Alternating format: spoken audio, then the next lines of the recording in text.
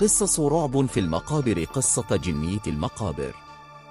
كثيرة هي الأماكن التي تحدث بها أمور مرعبة تجعلنا نخشى الاقتراب منها.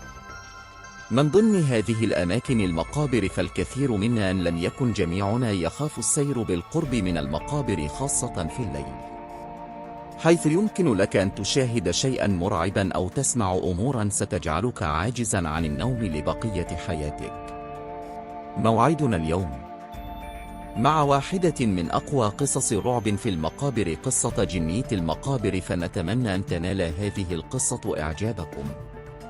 قبل أن نبدأ، لا تنسى الاشتراك في القناة المعلومة.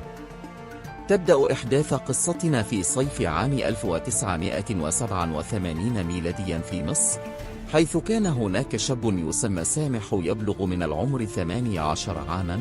سامح شاب محب جدا للرياضة، ففي تلك الفترة كانت شهرة المقاتل المعروف بروس لي في أوجها، ولذلك كانت رياضات فنون القتال هي للرياضة الغالبة في ذلك الوقت.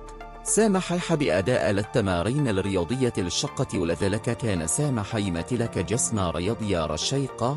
في تلك الفترة أيضا كان الشباب يتزوجون في سن مبكرة قليلة على عكس حاضرنا اليوم، ولذلك فقد تمت دعوة سامح لحضور حفل زفاف صديق له. كانت المسافة ما بين منزل سامح والمكان الذي سوف يعقد به الزفاف حوالي 7 كيلومتر. لحسن حظ سامح فقد هناك سيارة مخصصة للعائلة كان سامح سيستعملها من أجل حضور حفل الزفاف.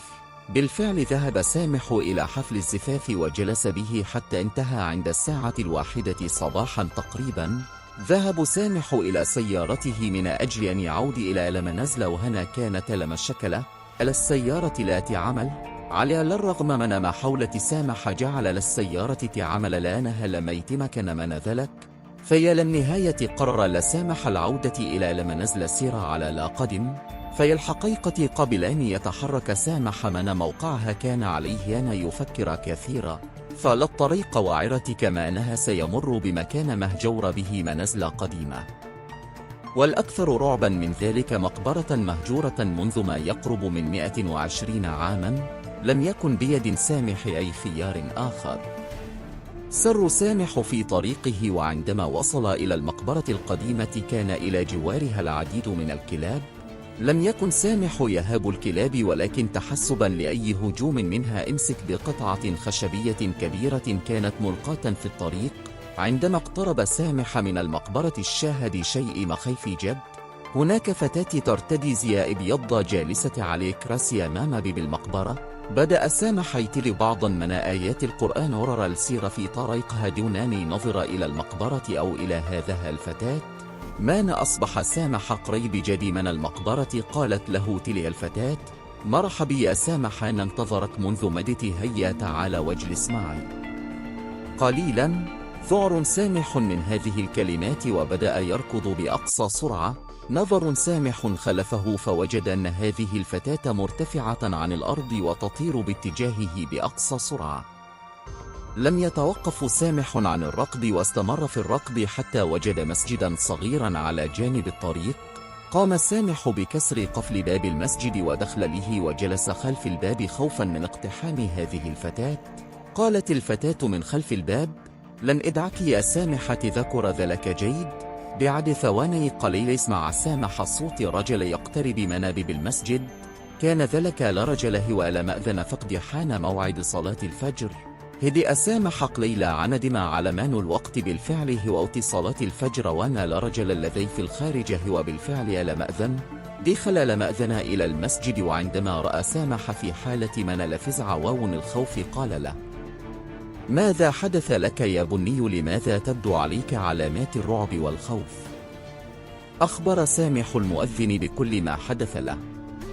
طلب المؤذن من سامح أن يستعد لصلاة الفجر حتى لا يتأخر عن موعدها، وبعد الصلاة سوف يذهبان معا إلى الشيخ محمد، وهو شيخ معروف في هذه القرية. بالفعل انتهى سامح من صلاة الفجر واتجه رفقة مؤذن المسجد إلى الشيخ محمد.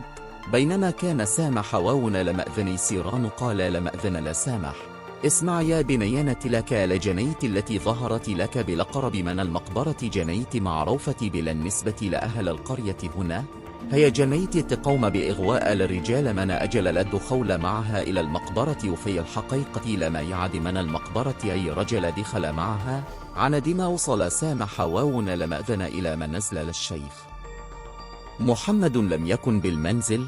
عاد الشيخ محمد بعد دقائق ورحب بسامح والمؤذن. أخبر سامح الشيخ محمد بكل ما حدث معه. طلب الشيخ محمد من سامح أن يتلزم بقراءة القرآن والصلاة، أيضا الاهتمام بقراءة أذكار الصباح والمساء.